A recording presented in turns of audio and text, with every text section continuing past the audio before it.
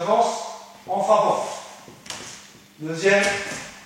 Voilà. Premier mouvement de la première forme. J'avance. Ok. Fa.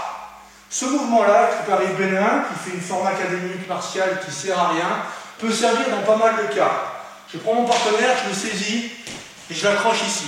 On va dire qu'est-ce qui existe. Il existe des centaines de techniques.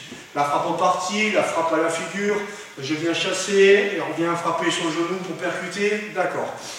Tout ça, il faut y penser dans un contexte réel. En général, avec l'excitation, on va voir, on va ici, voilà, quand je viens saisir comme ça ici, eh bien, si mon bras est en dessus, s'il est au-dessous, suivant comment je suis positionné, un peu devant, un peu derrière, si je suis plus grand, si je suis plus petit, voilà, tout ça va se mettre en forme dans votre tête, et dans la réalité, tous ces éléments-là vont être perturbateurs. L'avantage de la première forme, comme ça, permet de travailler en ligne de force, et vous allez voir que dans un contexte de self-défense, peut vous servir. Je prends mon partenaire, je l'attrape. Ok?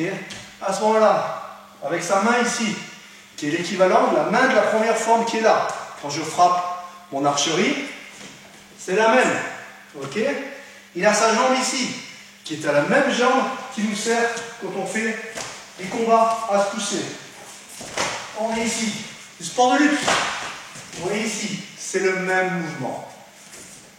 Donc en combinant cette main qui est là, qui lui permet d'éviter l'étranglement, la force qui est ici, et le déploiement de son bras sous forme d'archer, va lui permettre de se libérer et de frapper.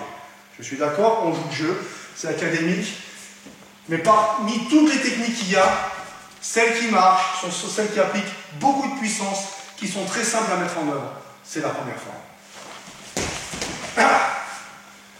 Merci.